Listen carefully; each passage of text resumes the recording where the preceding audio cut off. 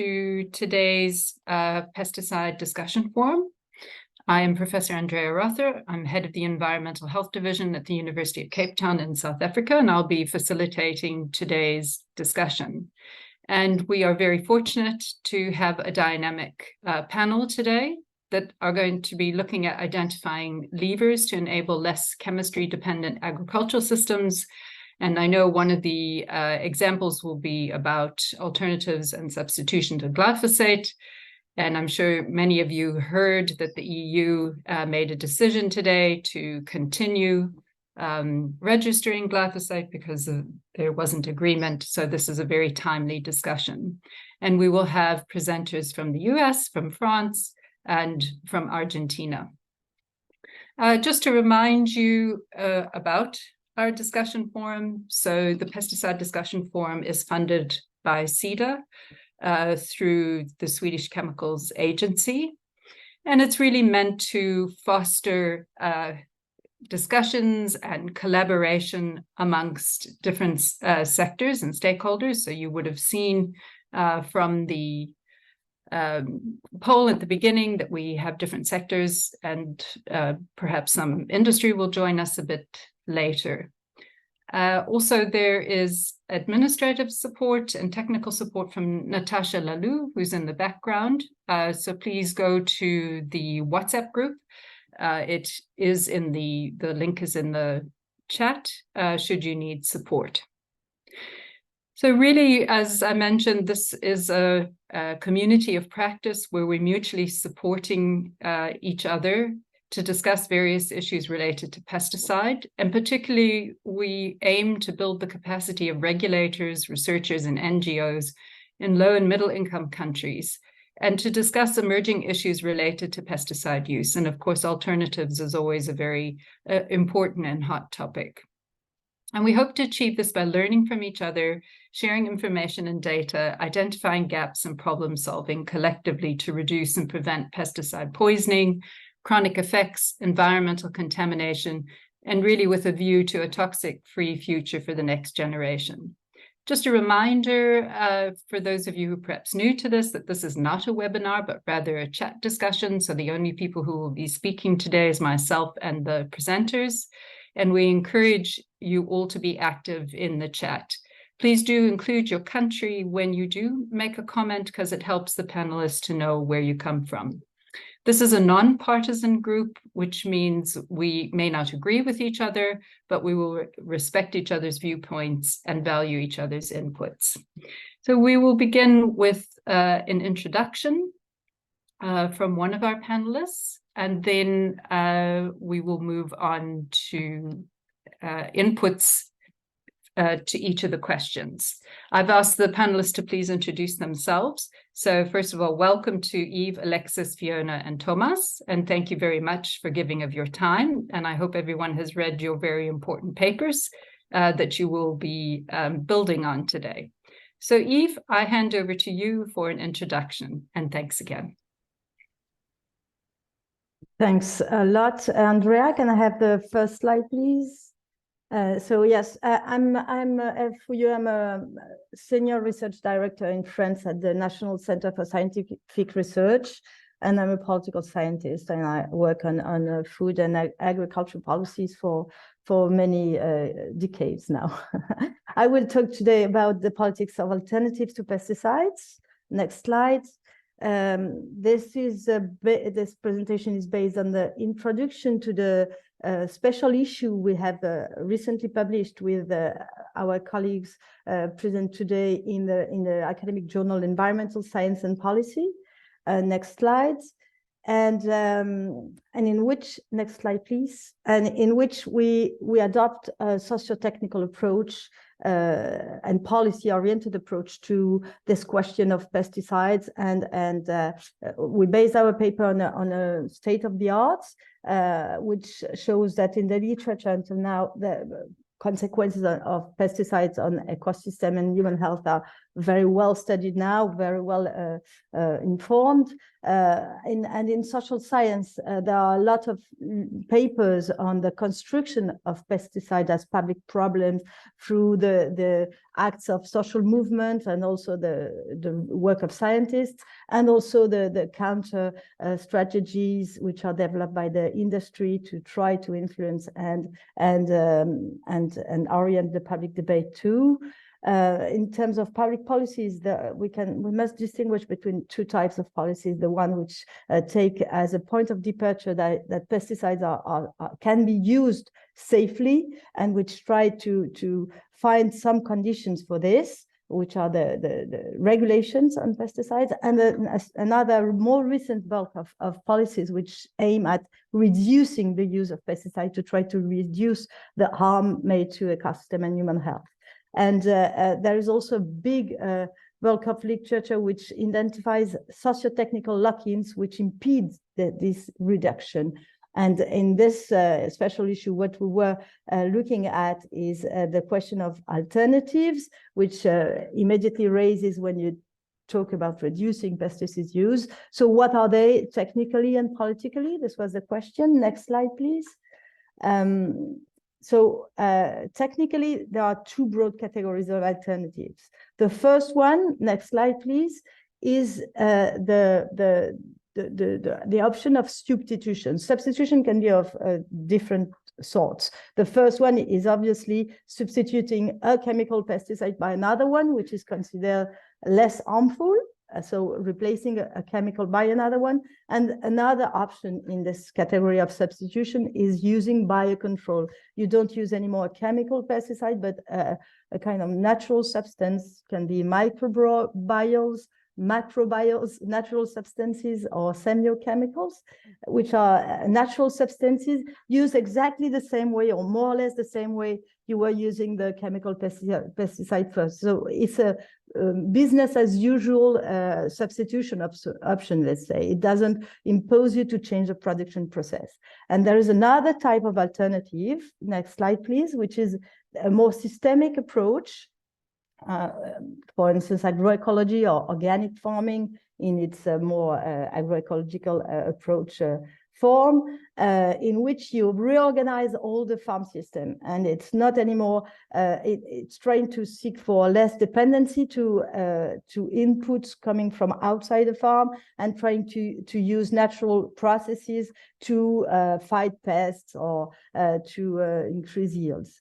And a very famous experiment in agroecology is shown in the downside of my slide, which is from Kumero and al. I forgot to mention it on the slide, in 2012, which shows the logic of agroecology, which is not anymore as with the use of chemicals to simplify the process of production, but on the contrary, to complexify it.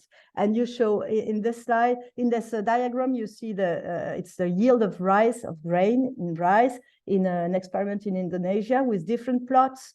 And the first plot is with rice only, and then you add some things to the rice plus ducks, rice plus compost, rice plus ducks and fishes, rice plus compost and azolla, which is an algae. And it shows that you can triple the yield of grain of rice while complexifying the system. With rice and ducks and fish and compost and azolla, you have the higher yield. So it shows that you can increase your yield while complexifying your system and having, in addition, other products like ducks or fishes, which can be also interesting for food perspective. Next slide, please. So these two types of alternatives are quite clear-cut in a technical point, from a technical point of view, but the question we were raising is the question of their politicization. How do they politicize? And there are politics of alternatives, obviously, because these alternatives compete with one with the other, and in public debates, in public opinion, in public policies. And the result of this competition depends obviously on the amount of resources available to their respective promoters. These resources can be economic resources, human resources, institutional, cultural, political resources, and this competition, this way of the competition works explains why, for instance, the systemic options are much less visible in the public debate than more input substitution based option for reducing pesticides. And obviously these forms of competition lead to different forms of policy support and level of policy support depending on the power of the promoters. And well, this is what we were trying to explain, and I can illustrate this. Next slide, please. For instance, with agroecology. Agroecology can take very different forms in the definitions in the public debate. For instance, it was historically pushed and promoted by La Via Campesina, which is an international peasant-based organization advocating for a very political definition of agroecology, peasant rights, right to food, food sovereignty, etc., and who is advocating for a certain definition and a strict definition of agroecology, especially in social terms. Now, agroecology is not a taboo in the debate anymore. It's accepted also by international organizations like the FAO or the high level of panel of experts of the World Committee on Food Security. But they have given some definition, 10 elements or 13 principles, which circumscribe a little bit what is agroecology, but they keep it a little bit open and it can be interpreted in various ways. But we have at least some dimension which defines it. But the way, for instance, CropLife, which is a lobby for pesticides, will define agroecology is fundamentally different than, for instance, an organic farming approach of it, whether within the organic farming movement you have different approaches, some more radical like Nature et Progrès in France, and some more standard-based and allowing for input substitution, for instance, like the EU standards or the American standards. And as regards biocontrol, for instance, it's also pushed by some lobbies and who push also a definition of agroecology, which is very technofix based on high tech technology approaches. So this is to show the complexity of the debate actually in political terms. Next slide. And so the research question we were raising in this special issue is about how do alternative emerge in technical, academic, and policy debate? Who promotes them and how? How do they politicize? What type of policy support do they get or not? Because some do not get much support. And we have 5 articles in this special issue. 3 of them will be presented now by Alexis, Fiona, and Thomas, and 2 others, one by Carsten Dochberg and Cornelius Emstad, are ready for being read if you go to the journal. So thank you for your attention. And I hope my colleague will illustrate a little bit based on empirical examples. Thank you very much. Thank you, Yves. That was really fantastic. This fantastic overview of the 2 different types of alternatives, the politics around it, and just the nuances about agroecology and the way it's used by different sectors. So thank you so much for that. I'm going to hand over to Alexis now to introduce yourself and to take us through to the first question. Thank you. All right. Hi, everyone. My name is Alexis Aulagnier. I am a postdoctoral researcher in sociology and political science at Sciences Po Bordeaux in France. So I'm really happy to be taking part in the Pesticide Discussion Forum, and I would like to thank the organizers for giving us the opportunity to present the special issue that we edited with Eve Fouilleux and Frédéric Goulet. I would like to thank participants for their attendance too. My presentation is entitled Substitution as an Alternative to Chemical Pesticide. It's a short presentation of an article I wrote in the special issue, and I am sure it will work as a very good conversation starter. And I am very curious to know if the issues that I will present are encountered in your countries and the national context as well. Next slide, please.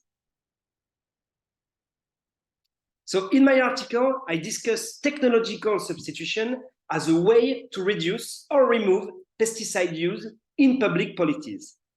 I noticed that there is an ambiguity regarding substitution in the literature, in the academic literature on sustainability transitions.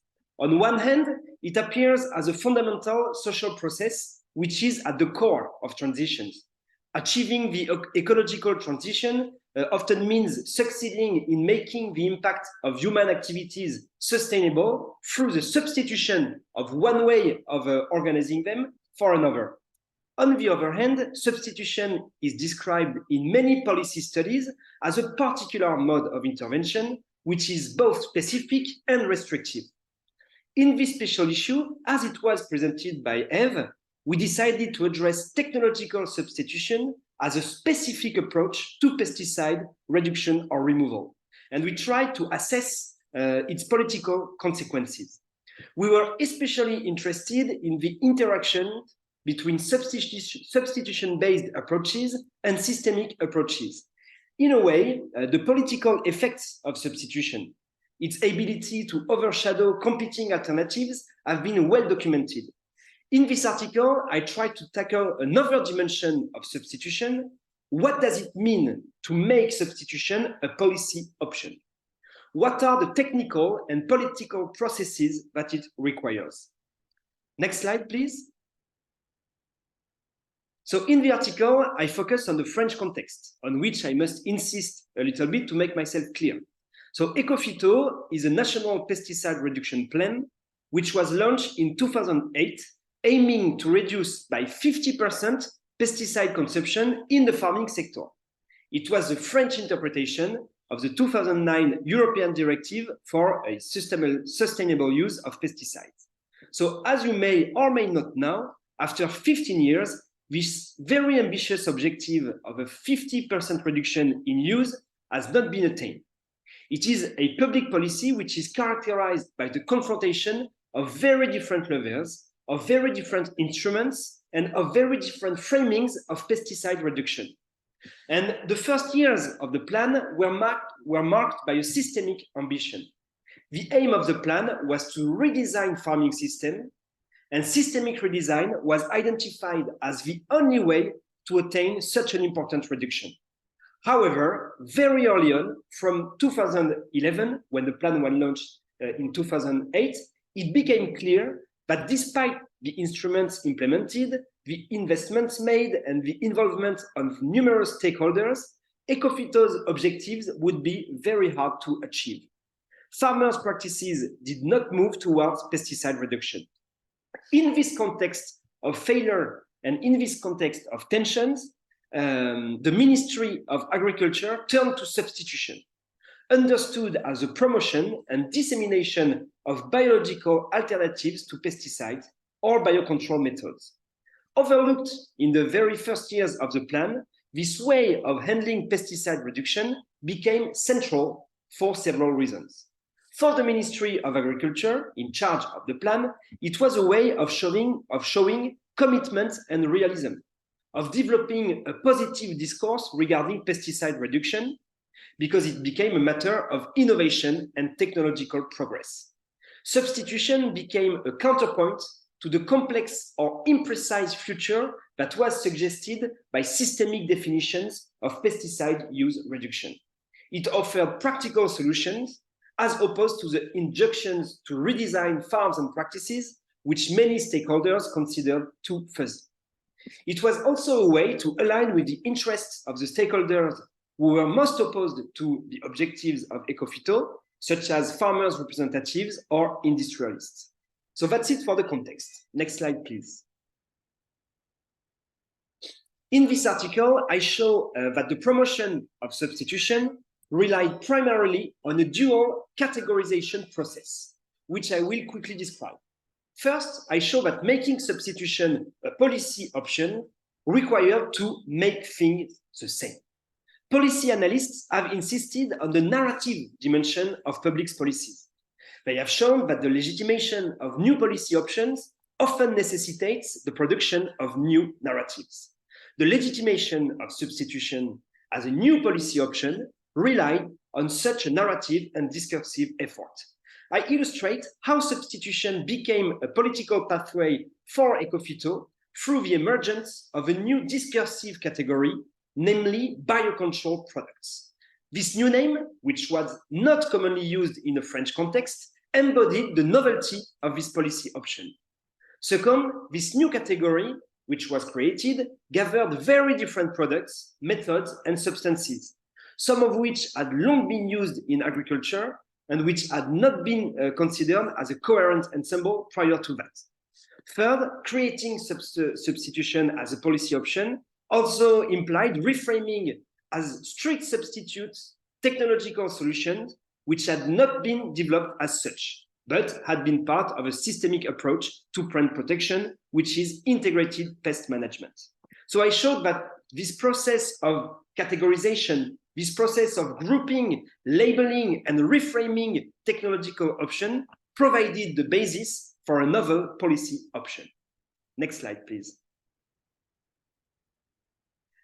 Second, I show that making substitution a policy option required to make things different. As you may know, the European regulatory framework does not take into account the nature of the substances evaluated for crop protection uses. Whether the product contains a bacterium, a synthetic chemical, a plant extract, or a mineral extract is therefore irrelevant. As the majority of biocontrol solutions are commercialized as plant protection products, the ministry found itself in a paradoxical situation because the sales of biocontrol products, which were presented as a promising solution for Ecofito, could actually lead to an increase in the global sales of plant protection products by which the success or the failure of the plan was assessed. Establishing a clear regulatory distinction between biocontrol products and chemical pesticides appeared to be an absolute necessity in order to make substitution a viable solution.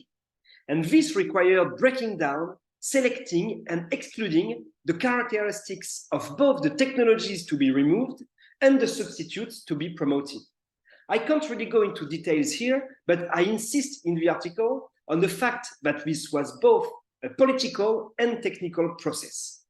The construction of this regulatory category relied on technical criteria, such as dangerosity of products, but also on the image or the reputation of different substances. The ministry not only considered the intrinsic characteristics of the substances, but also strategic and political considerations by anticipating the criticisms that this new category could attract. Next slide, please. So I showed in the article that making substitution a policy option relied on categorization processes. By looking at the political and administrative work at stake in these policies, I showed that defining new categories is to establish differences, to perform attachments and detachments. But in the case that I studied, the concrete practices of different actors, scientists, industrialists, farmers, did not correspond with the boundaries of the category embodying substitution. Companies producing or selling biocontrol products, which had been identified as allies by the ministry, did not market their products as strict substitutes for pesticides. The scientific communities engaged in research into innovative non-chemical crop protection solutions did not frame biocontrol solutions as strict substitutes either, and so on. After just a few years, in France, the number of technological substitutes to pesticides did not really increase. And government officials in the country started to turn back to systemic approaches, and they evolved in the way that they were promoting technological substitution. And I do not think that this should be analyzed as a failure. It should be analyzed as a case to understand the limitations of substitution as a policy option. I showed that the categories defined by the authorities to embody substitution as a policy option did not correspond to the concrete practices of a variety of stakeholders involved in the development and practice of these technologies. The discrepancy between the boundary setting work performed by state services and the practices of all of these actors ended up weakening substitution as a policy option. This situation reminds us that category making and the construction of substitution as a policy option cannot be reduced to a procedural and regulatory activity. It is embedded in social practices which should be taken into account when identifying alternatives to pesticides. Thank you very much for your attention. Thank you, Alexi. You've covered quite a lot and made some very valid points, and I'm sure there are going to be many questions. There's already one in the chat. So we have posted the question in the chat already in the interest of time. So what are the political and social consequences of technological substitution as an alternative to pesticides? So there is a question from David Kapandula. If you sort of scroll back a bit. And I think there's been, Ev has given some response to that. So how do you balance pesticide substitution in the context of developing countries against food security, especially from a policy perspective?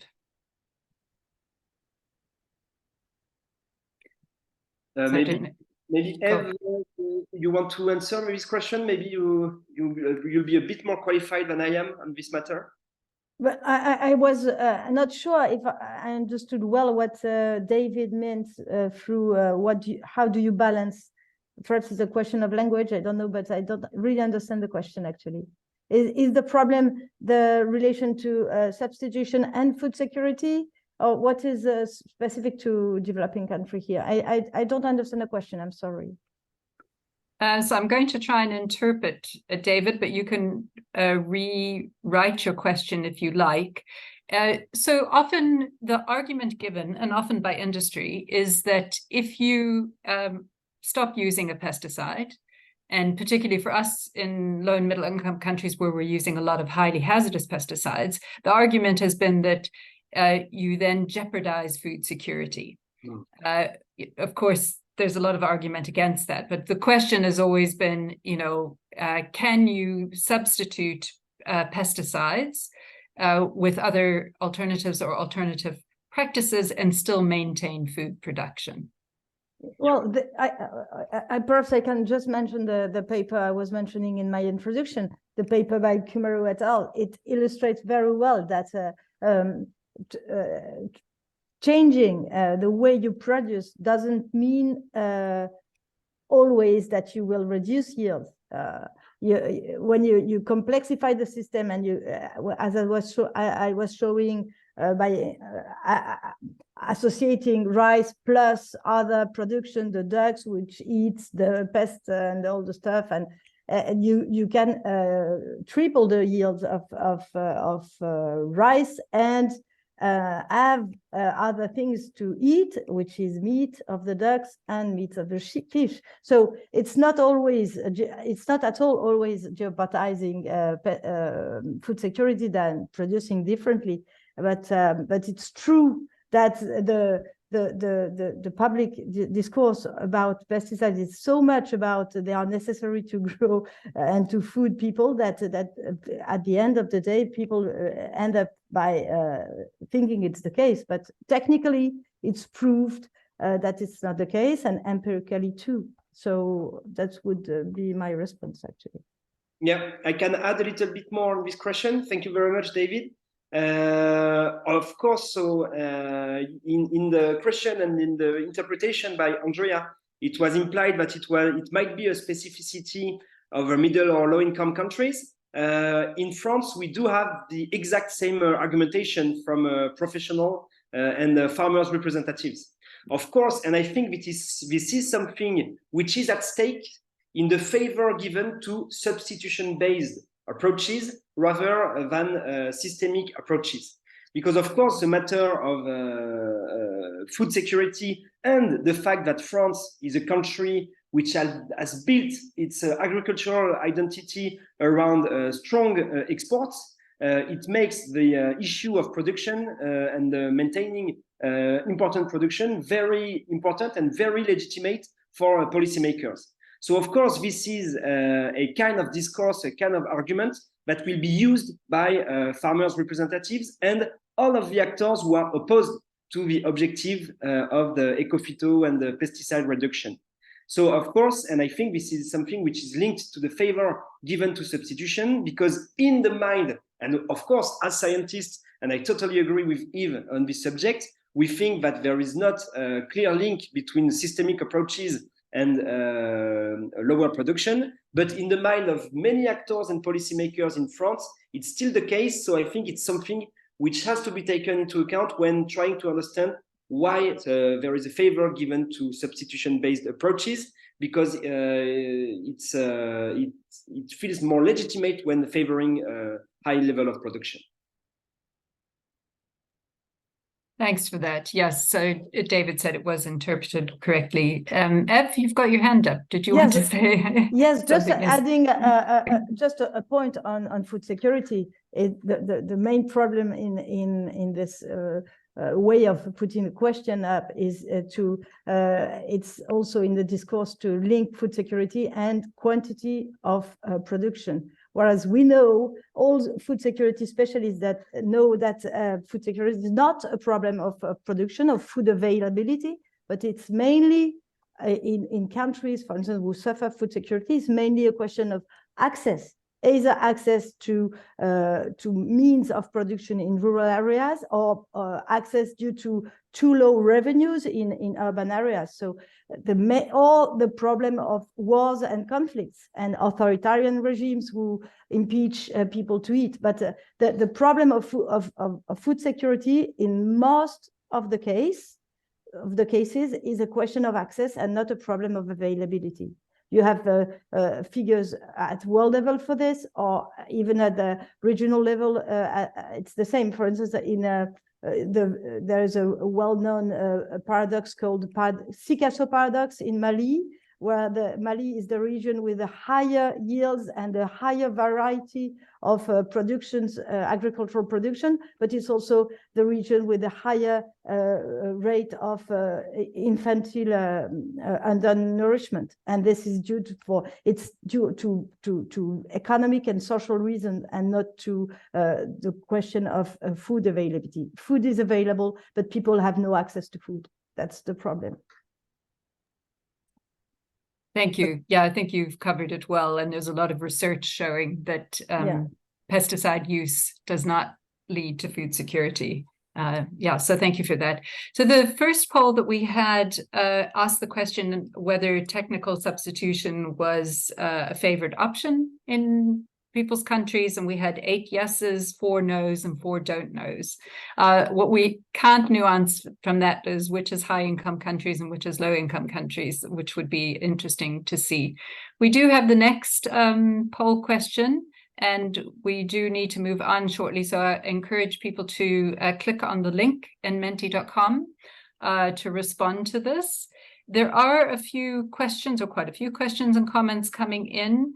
I just want to see if I can find, so please do feel free to respond to them in the chat if you don't want to speak verbally to it.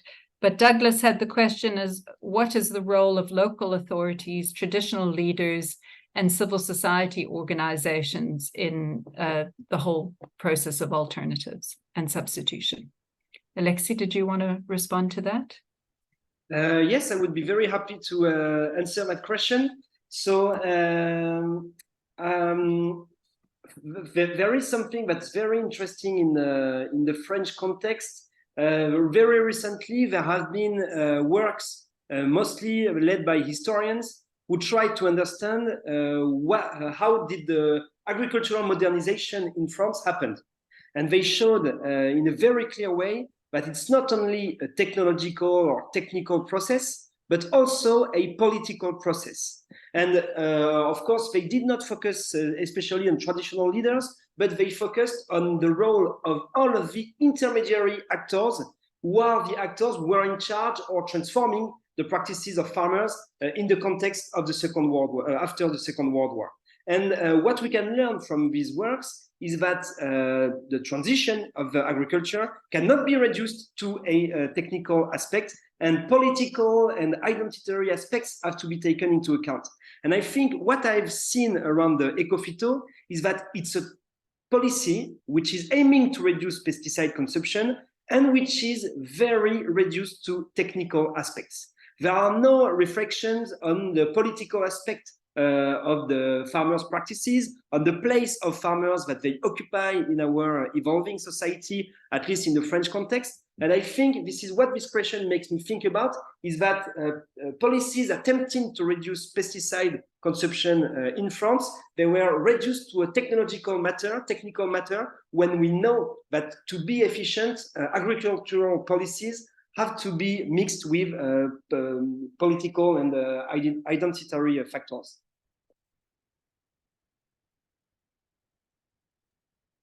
Thank you. So I don't know if you want to comment just very quickly in sort of a summary. So I think we're going to move on, but if you can see there's quite a few comments in the poll. Yeah. I'm not sure if there's any comments you'd like to make on those. Yeah, maybe one I've noticed. Thank you very much to all of your questions, which are very interesting and coming from a very different context. So it's great for us. I read that lots of questions are about how can technological substitution be financed? Where can we get the funds to identify, promote biological alternatives to pesticides? And I think that this question of funding is something which can be questioned at the intersection between substitution-based approaches and systemic approaches that we are trying to document in this special issue.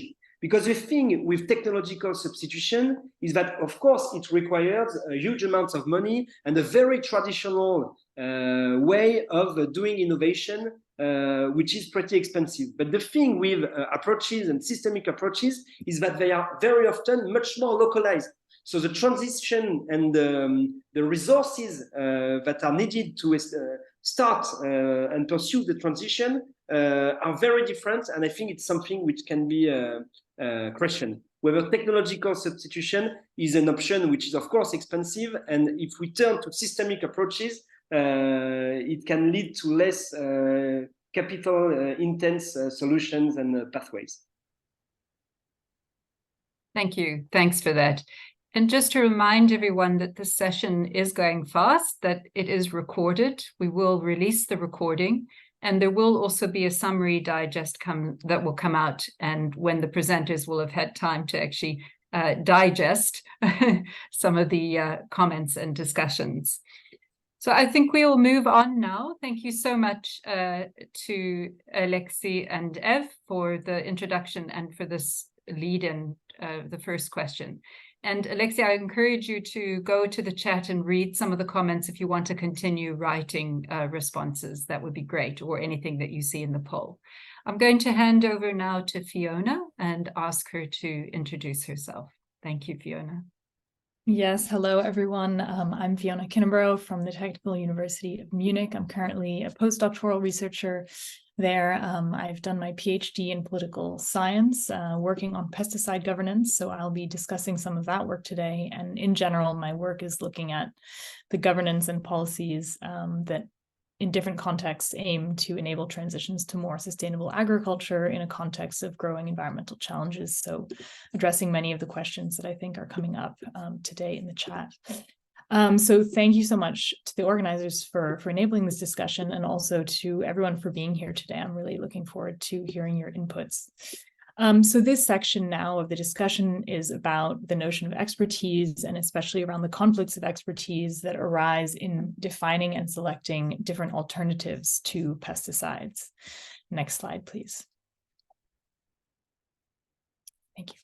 So there are many understandings of what expertise is, but I will focus on expertise defined as the sets of knowledge, methods, and claims that contribute to the framing of a policy problem and of the policies to address a given problem.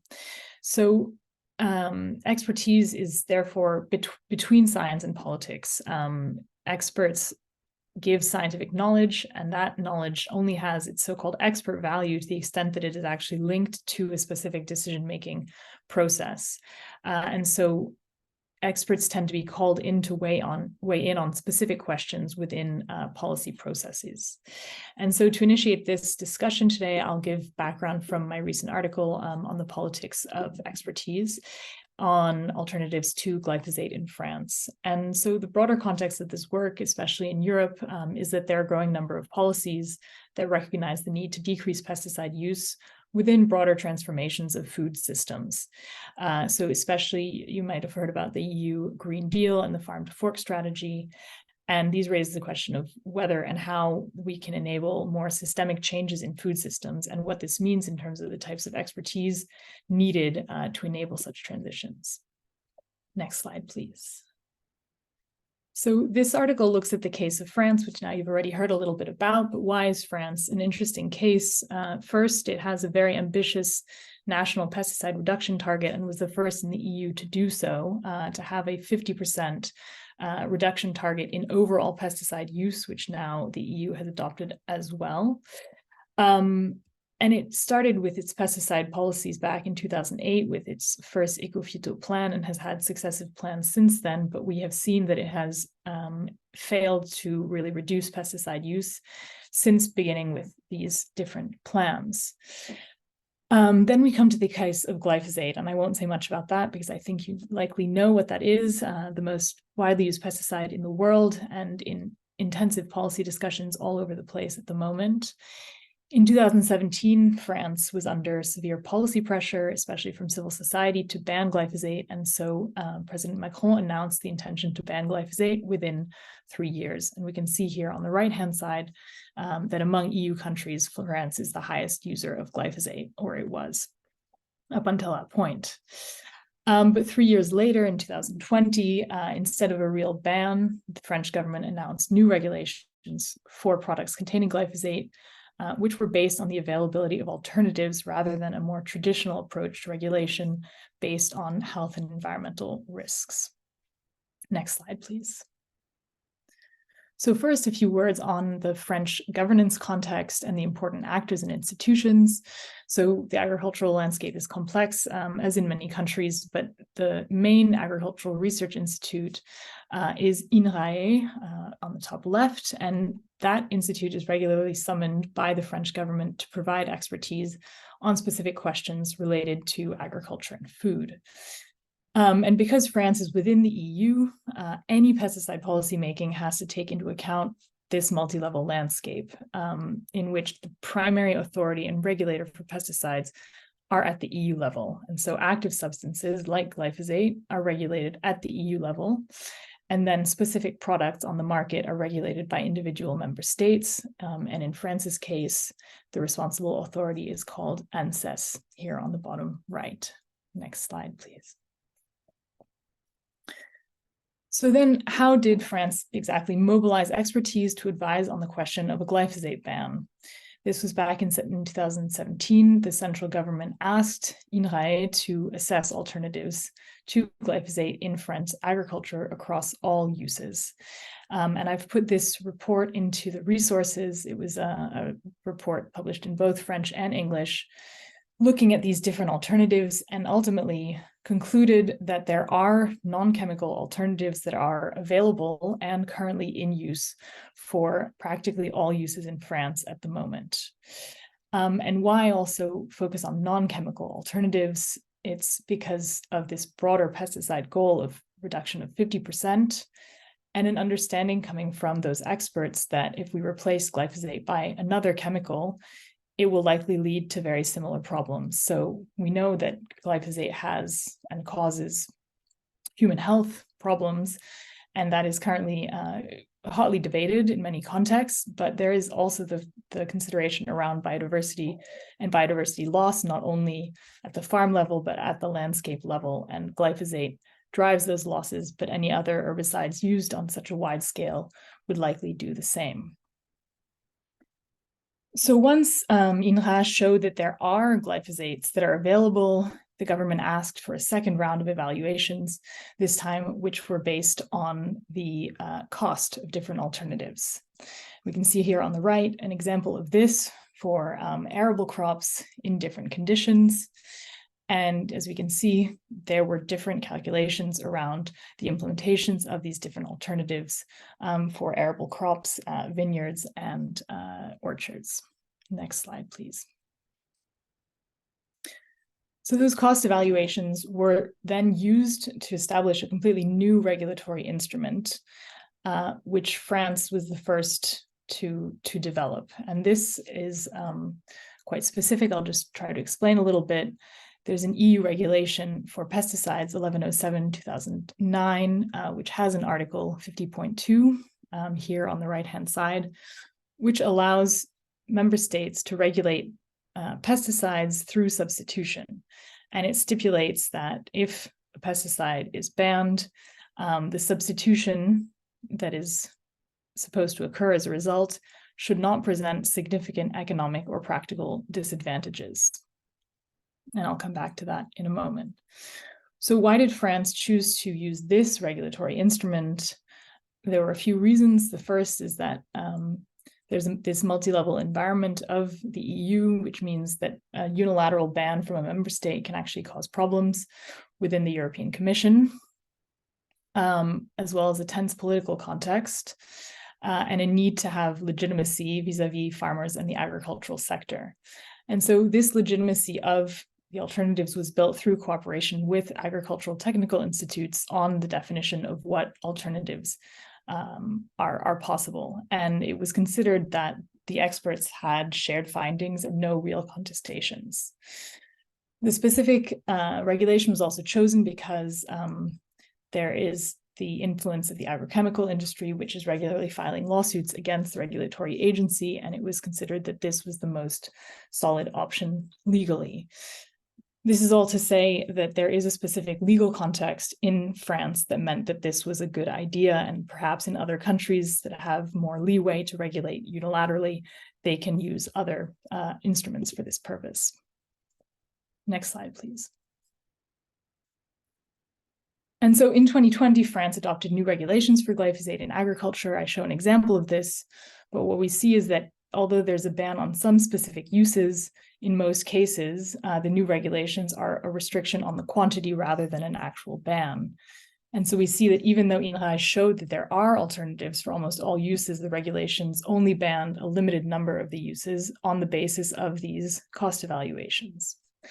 And we can see that the INRAE scientists who looked into alternatives found this a bit contradictory. And so they say, for example, I felt that they were taking our results backwards on no-till and glyphosate by saying, when you don't plow, those farms can still use glyphosate. And they say it's the opposite that should be said, that maybe one should plow in order not to use glyphosate. Next slide, please. So to rapidly conclude, and I'm happy to discuss this, we come to the governance implications of this expertise process. So I argue in the article that this process, first of all, influenced the policy instruments that were chosen. So this expertise design meant that agricultural policy, for example, was not actually pursued to address the drivers of glyphosate use, meaning that they chose to try to act on glyphosate alone without acting on which crops and which types of systems of production actually drive this significant use of glyphosate and herbicides more generally. And so I argue that the expertise process limited the framing of alternatives to practices that the experts considered to be economically and practically feasible within our current systems without thinking about broader changes that could enable a shift away from glyphosate more broadly. This production of knowledge for policymaking affected the allocation of political and institutional responsibilities on this question, as recognized by the regulatory agency itself. And I'll close here with a quote. The agency ANSES recognized that in all cases of agricultural production, this type of withdrawal raises questions about the value system in agriculture and the maintenance of the current system. The withdrawal of glyphosate would visibly lead to a change of system and presuppose a different type of agriculture that requires policy support for a real transition. This is beyond the scope of the comparative assessment that was carried out at ANSES. So with this as the background, we'll turn to the second question here, which is what role does expertise play in the development of policy to reduce pesticides or transition to alternatives? And I look forward to hearing your input on this from different countries. Thank you, Fiona, for in such a short period of time for giving us such a good overview of the intricacies and the complexity of the political aspects, just even around glyphosate in France. Very informative. And also, particularly because many low and middle income countries, I'm sure not only low and middle income countries, keep saying there's a lack of political will when it comes to managing pesticide risks, let alone trying to introduce alternatives. So you really showed quite granularly the role of policy and politics. So thank you for that. So the first question has been posted, and there are some comments coming up in the chat. So you're welcome to respond to those if you'd like. So I see some discussion coming up around alternatives that should be cheap and less harmful. I think in terms of what kinds of alternatives are being recommended, I mean, there are many criteria that can be considered. So of course, the cost is one criteria, but one point within the glyphosate discussion and what I look at in this paper is that, of course, if we have a direct substitution, we can say that there might be a price increase, for example, but even in the glyphosate case, right, part of the thing that they consider is that costs will go down also from the reduction of the use of pesticides and then increase for whatever the technological alternative is. At the same time, we know that if there are deeper reforms in production processes, first of all, we can reform agricultural subsidies to try to enable that. And those are instruments that most countries currently use to structure what kind of crops are produced and where and how much money farmers get for those crops. And farmers themselves can also aim to transition to different production models. And this is one thing that came up quite vividly in the glyphosate case. The experts were saying farmers that don't use glyphosate currently don't really follow the same economic models as the farmers who do use glyphosate. So they may be making just as much money or more, in part because they're selling a product that doesn't have glyphosate. And this might be particular to the French case, but there is quite a market now around products that are either organically grown or pesticide free or even just glyphosate free.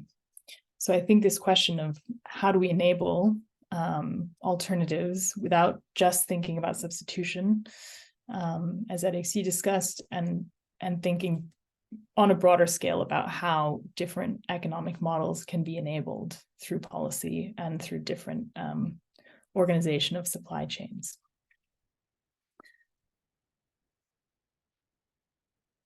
Okay, many things have come up, so I'll take a look. There's also the poll. I'm sure you can see that as well. Yes, Yeah. okay.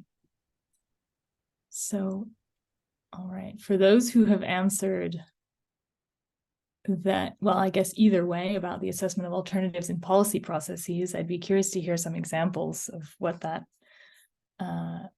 assessment actually looks like.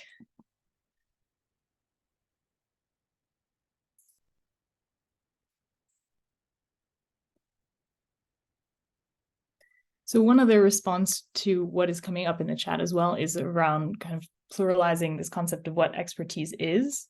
And I think in different countries, there are very different experts who are mobilized on these questions. So I would also be curious to hear in different countries, who are those experts who are being called in?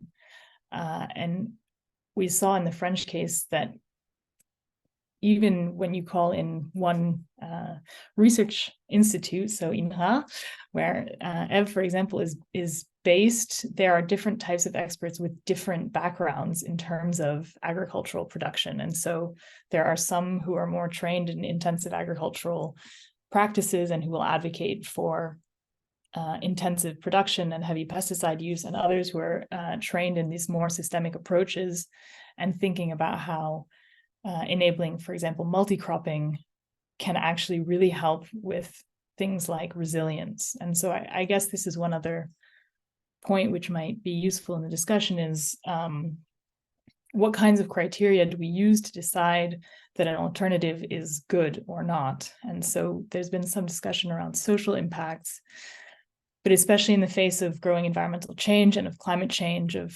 scarcer resources, expensive inputs, and health effects, and so on, thinking not only about having the highest possible yields, but also about having resilient agriculture in the long run is something that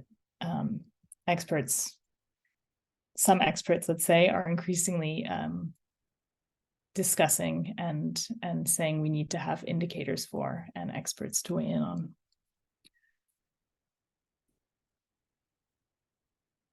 I'm happy to see all this input. It's too much for me to take in and respond to on the fly, but let me Just try. choose what Yeah. draws your attention. Yes, I also see a comment about close collaboration between experts and policymakers is needed. And this is, I think, a critical point of how do we design processes that allow experts and policymakers to have the types of exchanges that are actually fruitful and then also involve farmers and the stakeholders who will be affected by the changes, and so that those are seen as legitimate.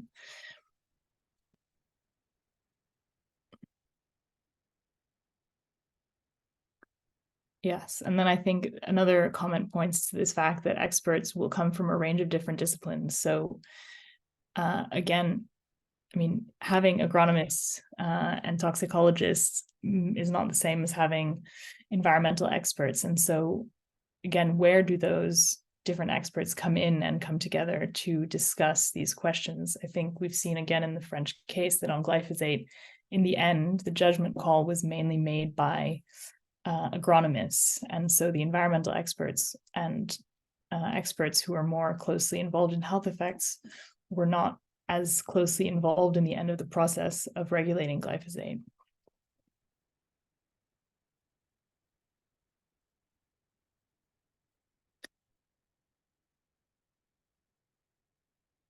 So, I mean, one more, I guess, comment on this question and on glyphosate is we come back a lot to the question of agricultural production and maximizing agricultural production.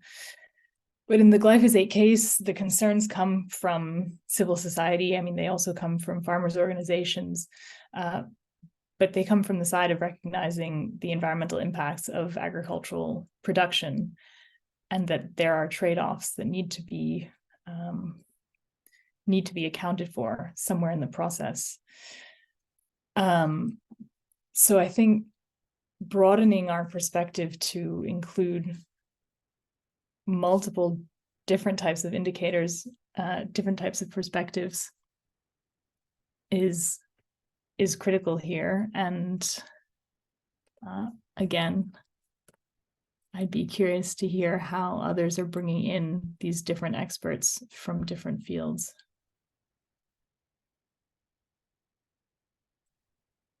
So we have about a minute left before we move on to the last presentation and discussion. So Fiona, I'm not sure if you want to comment anything on the poll or anything. Yes, I'm having a look now at what's popping up on the Menti, and I see I'm surprised to see only one response on farm advisors. I see responses on local plants and resources, and I think that's really great. And this is a point that would be great to discuss more, is around local expertise. So I've discussed expertise in the context of policymaking, but pluralizing the sources of knowledge that are considered legitimate here is also extremely important in terms of especially trying to incorporate more local biodiversity, more local seeds, et cetera, that may reduce the need for models that are based on this intensive agricultural production in which we bring in many inputs.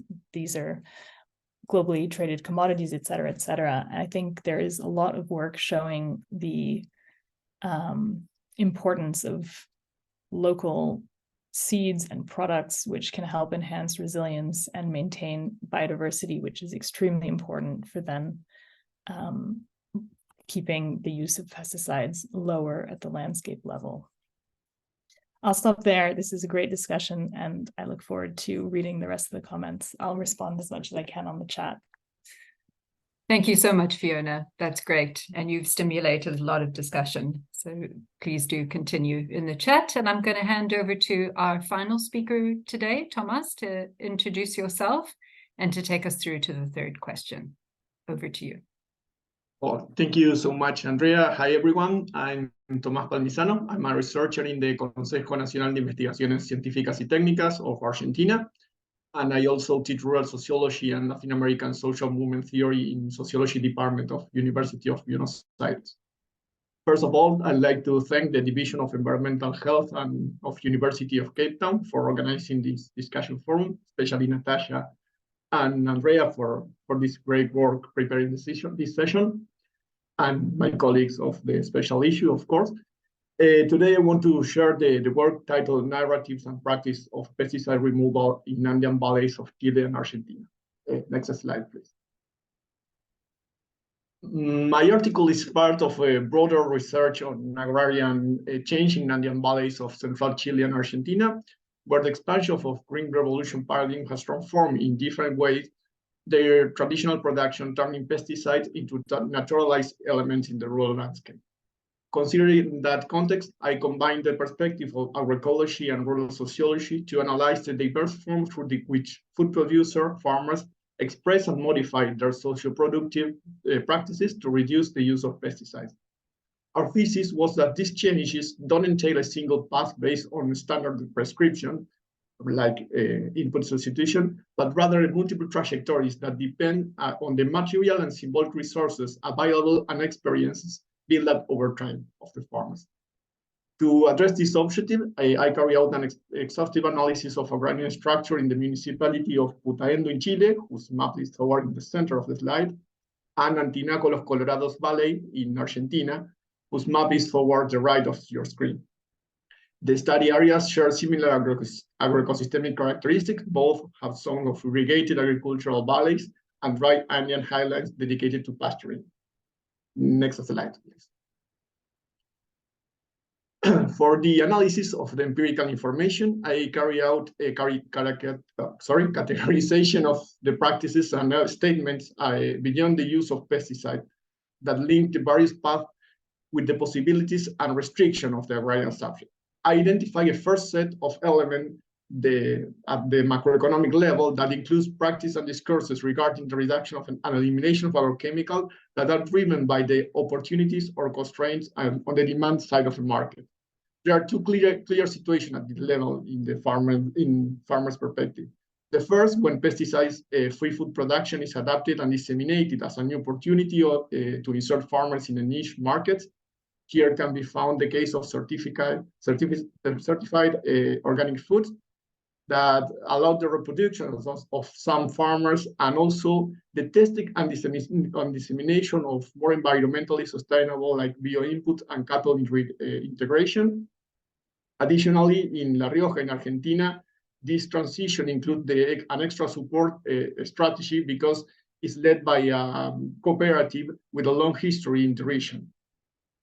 A second group of experience involves situations where standardization and systematization of the use of pesticides due to the direct pressure of their buyers. In that cases, agribusinesses and their local subsidiaries deploy models of contract agriculture which provide to the fruit producer and a new unlimited technological package, usually with less agrochemical than in the past. Connected with these changes or with this standardization, farmers also had to abandon certain traditional practices that promote agrobiodiversity, like the use of integrate agriculture with livestock, and lost autonomy in the face of imposition of large market players.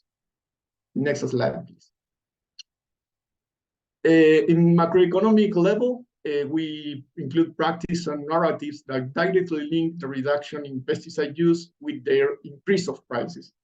That is an important issue in Argentina, for example, where farmers connected the rise of prices of inputs, chemical and biological, with the economic contraction and high inflation. In that cases, they reduce or eliminate the herbicide to control unwanted vegetation and compulsory use different techniques like high coverage species such as squash, or change to manual or chemical weeding because the price of the agrochemical.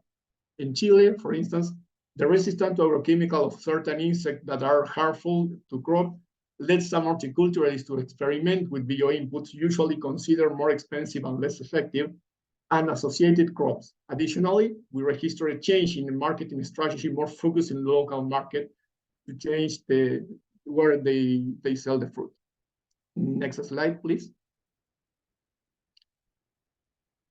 The third level identify practice and narratives of those agrarian subjects that have turned to the abandonment of chemical pesticide and the search for alternative models into a political commitment.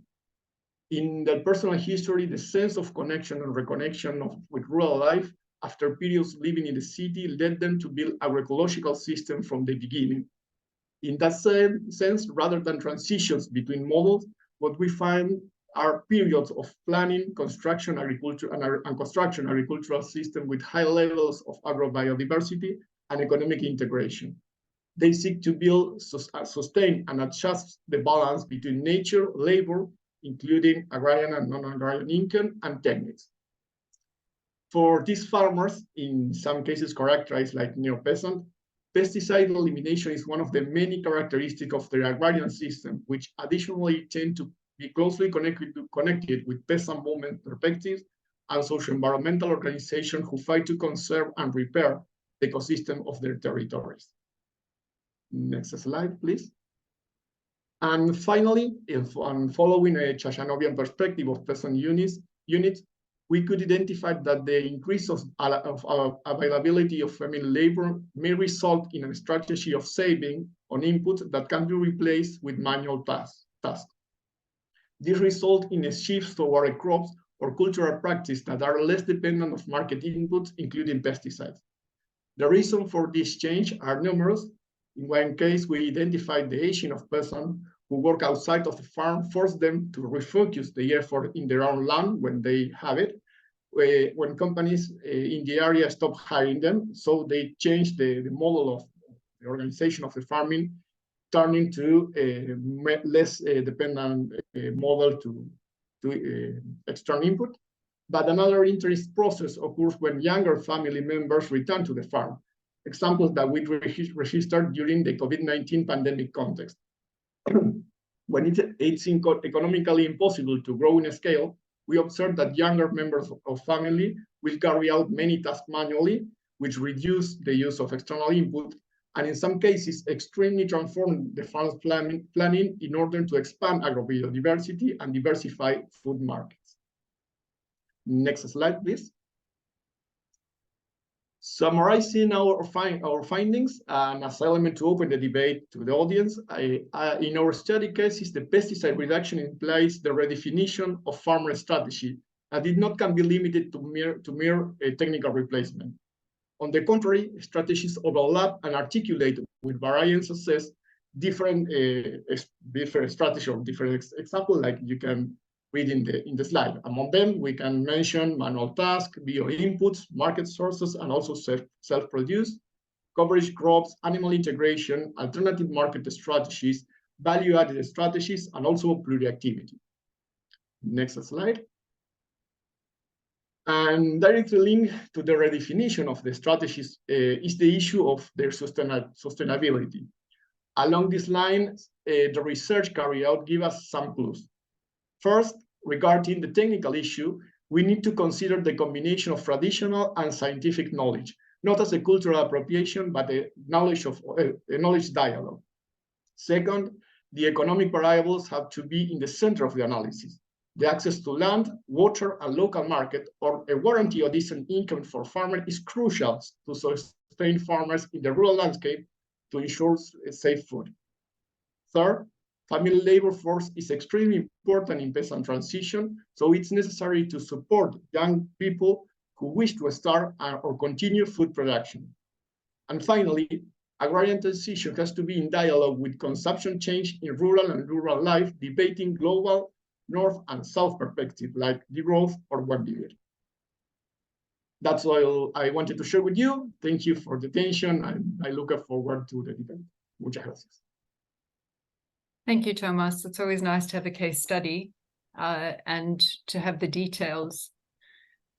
So we're moving on to the third question, which is, in your country, what techniques and practices do farmers carry out to reduce the use of pesticides, and why do they choose these practices?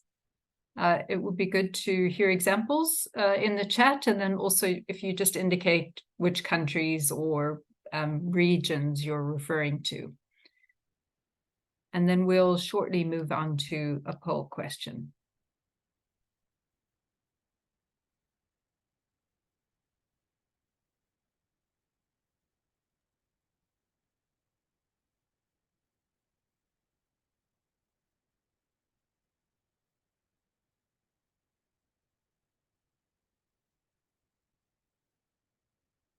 So while you're thinking about the first question, I do see there's a hand raised, but we do not take verbal responses, just to give time. So Joshua, if you could please put your question in the chat, that would be great. You're also welcome to write in French, if any of you are French speaking.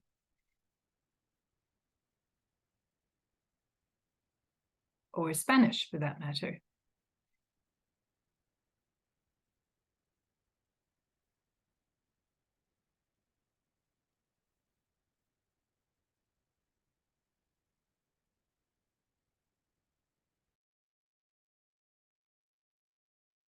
Again, to respond to the poll question, the Menti link is in the chat.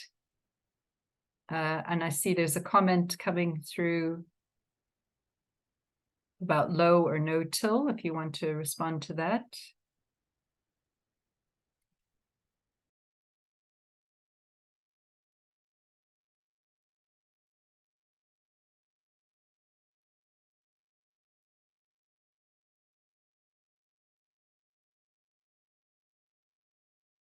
So Tomas has several comments coming through in relation to question 3, if you feel like commenting on any of those. Great. I have some comments, I think, based on my experience in Argentina regarding no-till agriculture, that because in Argentina it was like some paradox with that technique, because during the 90s or 80s, 90s was a broad expansion of no-till techniques that at the end of the day, with the connection with transgenics, turn us in our country in the highest consumer of glyphosate per inhabitant. Sorry. So in that way, it's really interesting how the connection between strategies that used to be connected with more sustainability agriculture tend to connect it or to be used in a way to expand the use of pesticides. So nowadays there is a lot of studies that talk about the weed resistance that in Argentina appear about this overuse of glyphosate, for example, including in the farmers' institution or farmers' representatives.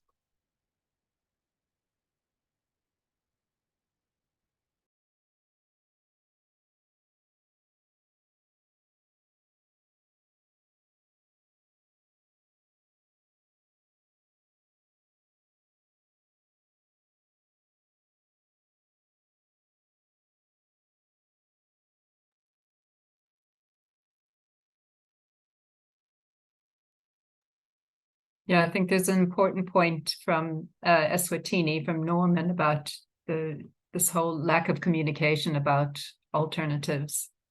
And it really seems to be an issue with both commercial and small-scale farmers.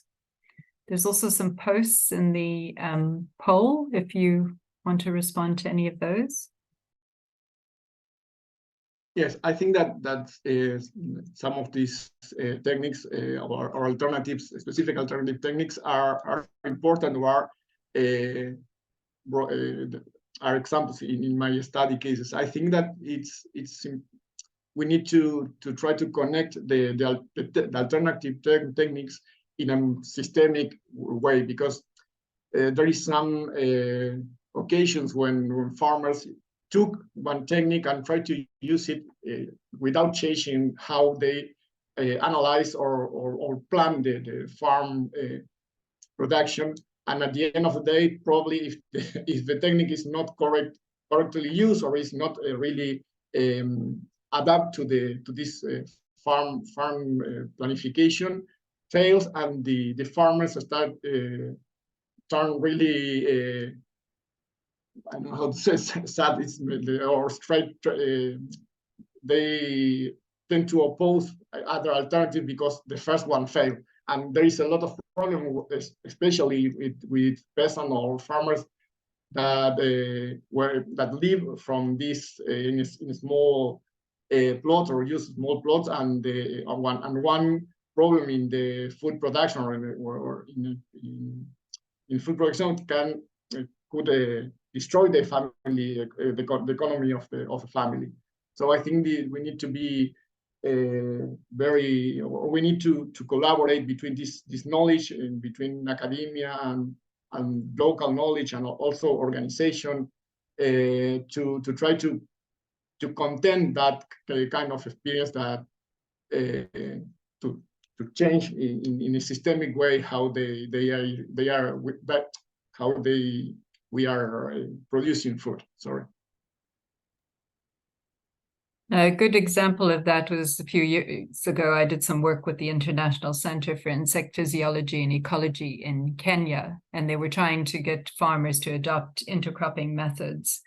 So they used the master farmer approach, then bringing other farmers to see how they were integrating it into their farm. But the master farmers weren't convinced, so they were growing the alternative approach outside of their farm boundaries. So they continued growing in the sort of more commercial pesticide approach, but then had this alternative intercropping on the outskirts of their farm, because they didn't, exactly for what you just said, Thomas, they didn't want to have this economic loss on a grand scale.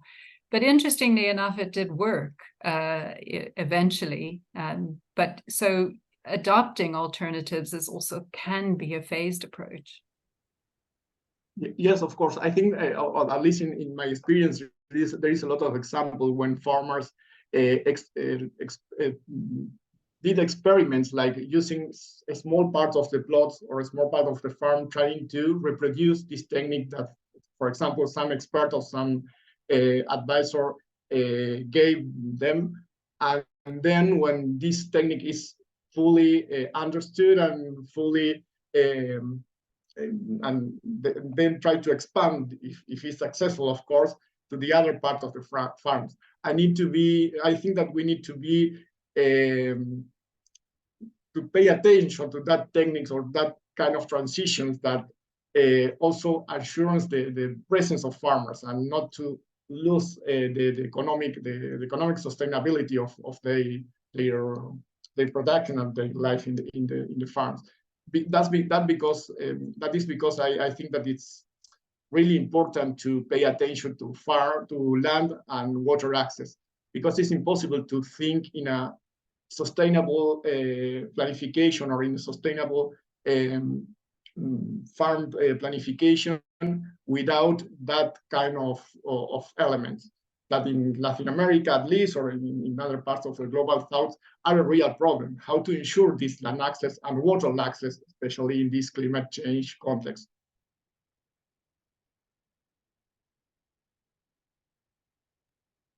Thomas, do you want to say anything about the responses in the poll before we move on to the next one?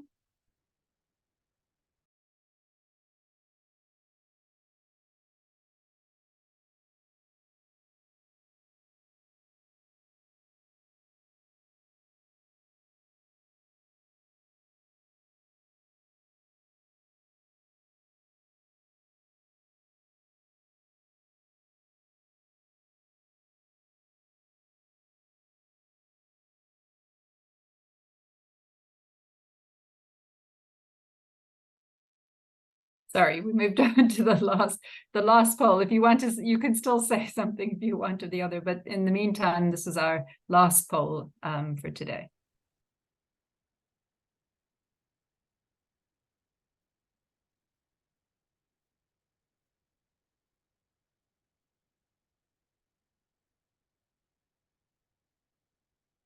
And what's in the chat for? So.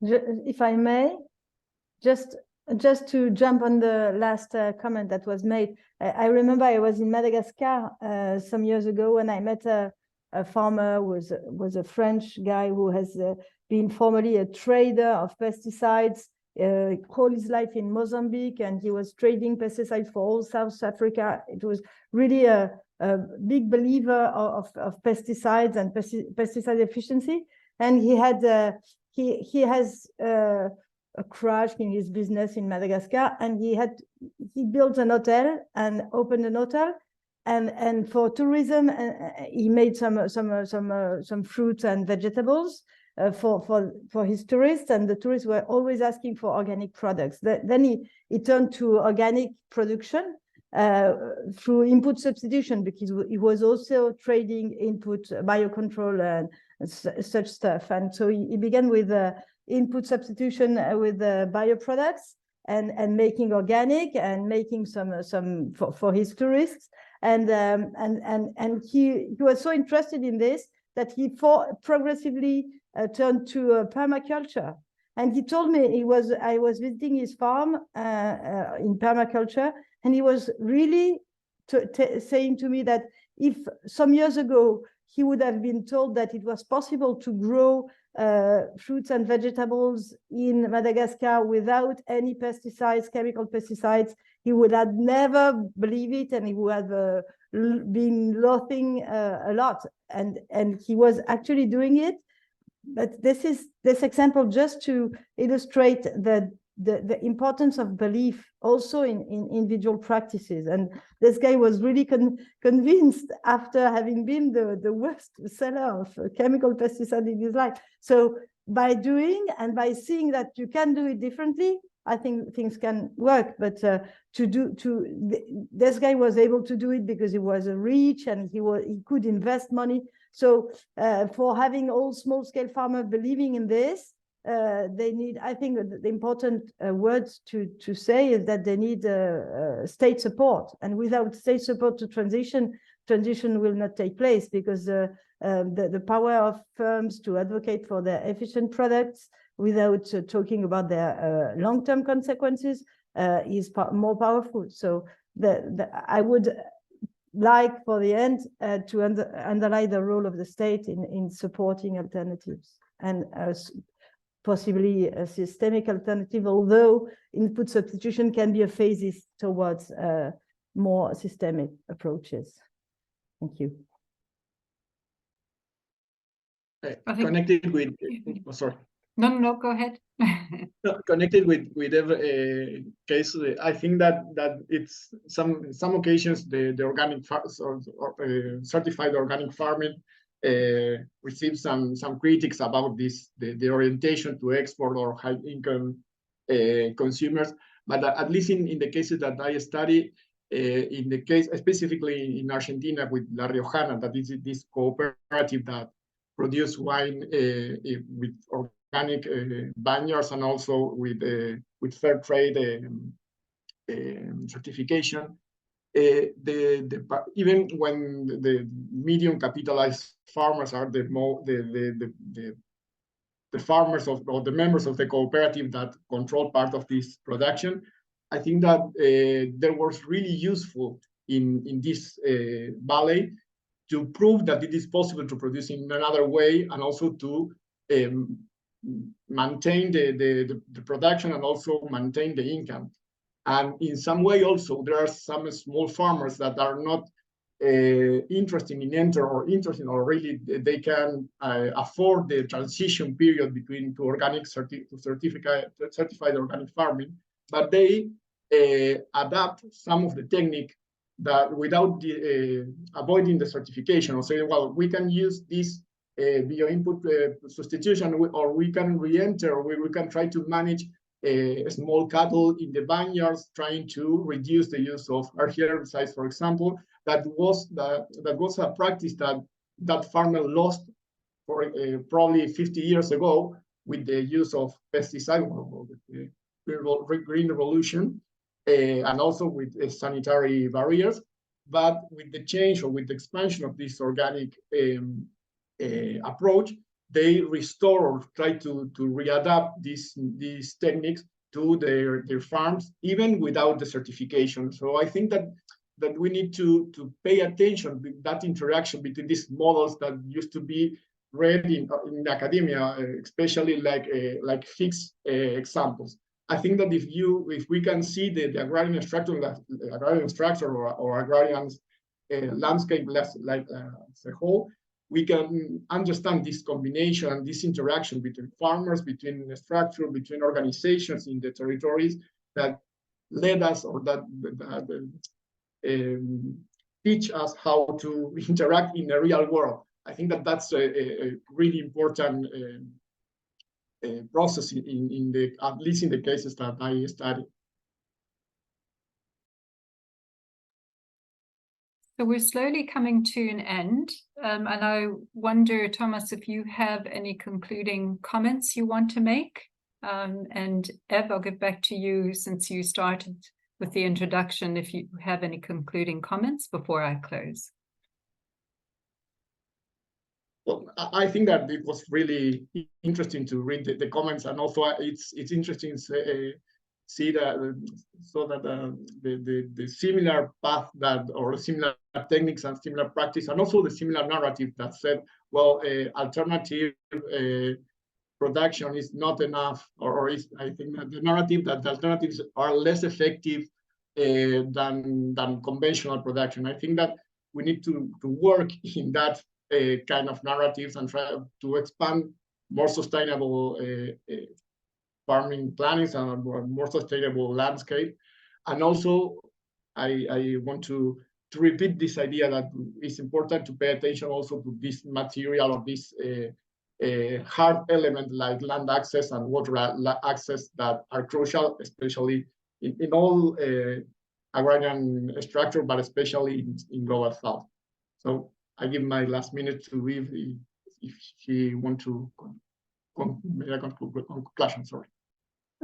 Well, yes. What I would add, I think it was a very complex and large debate. I would argue in this debate and I think all the presentation have been going in this sense, in this direction, to escape from a debate on alternative to pesticide only reduced to yields and the plot levels, going to a more broader perspective relating on the food system, and to also to address the causes of food security, and address what we are doing while doing agricultural production. Is it to feed people? Is it to feed animals to then feed people? As we know here in Europe, for instance, we produce mainly crops for animals and not for human consumption. So is it worth to increase yield and put at risk all the health of our population for feeding animals, which will then feed people? I don't know if it's, at least it's a question to ask. So this perspective of food system is important, and the question of resilience to climatic change is important too when addressing this question of alternatives. Thank you very much. I think it's my conclusion. Thank you, Ed. That's a very good point to conclude on. It's a complex issue, alternatives. We've had the discussions before around, alternatives to highly hazardous pesticides. And then, of course, what you've just mentioned about climate change or global warming and the impact as well on that. But I'd like to, first of all, say thank you to the four of you for really a fantastic discussion. You have packed in a lot of information in a short period of time and stimulated a lot of discussion. But mostly what I think has been fantastic is that you published this special issue in a journal. You have your papers that you presented. And now this has been an opportunity for you to share your findings and your thoughts to a broader audience in low and middle income countries particularly. So regulators, you saw quite a few students from the University of Cape Town, NGOs were on, industry. So thank you so much for taking the time and making such a dynamic and well thought out and detailed presentation of your papers. And I hope that the audience will read the papers if you haven't already. As I mentioned, there will be a digest, so make sure that you have signed up for the Pesticide Discussion Forum so that you receive the digest. The link is in the chat. We also have a newsletter where we did advertise the papers some time ago. So please do sign up for the newsletter. I want to also thank you in the background, Natasha and Naomi, particularly Natasha for her hard work in putting this discussion together. This is our last discussion for the year, so do watch this space for future discussions. And it gives me the opportunity to wish you all the best for the festive season and a good start to 2024. And perhaps the future of alternatives will be better in 2024, despite the decision about glyphosate that came out today for Europe to continue registering it. So thanks again to everyone, and enjoy the rest of your day. Thank you.